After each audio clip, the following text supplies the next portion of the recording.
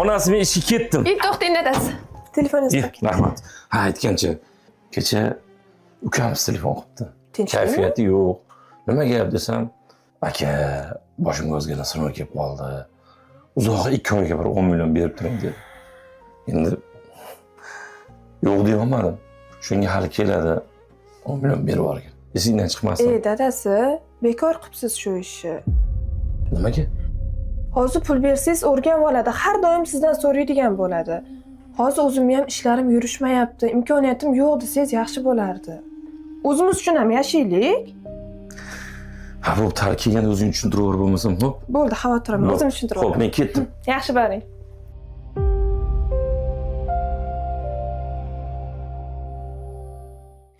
Yaxshi keldingmi, uka? Yaxshi, rahmat. O'zingiz yaxshimisiz, opa?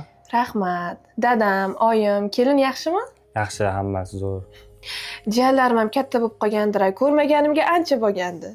Ha, jiyanlaringiz ham ancha katta bo'lib qoldi. Opa, kecha pochchamga telefon qilgandim. Tinchlikmidi? Ha.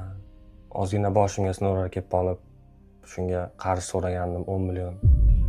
Uyga borsang, opang beraveradi degandi. Shunga sizga 10 million tashlab ketmadim, pochcham. Nima? Kecha ukamiz telefon qildi. Nima gap desam, aka, boshimga o'zgina sinov kelib qoldi. Uzoq 2 oyga bir 10 million berib turing dedi. Tinchlikmi, opa? Agar meni deb urushib qoladigan bo'lsalar, pul shart emas. Yo'q. Pochchang jon deb beraman degan. Men nodon qarshilik qilman. Pochchang shunaqa zo'r ish qildiki, o'zimni pichog'imga o'zimni so'yib ketdi.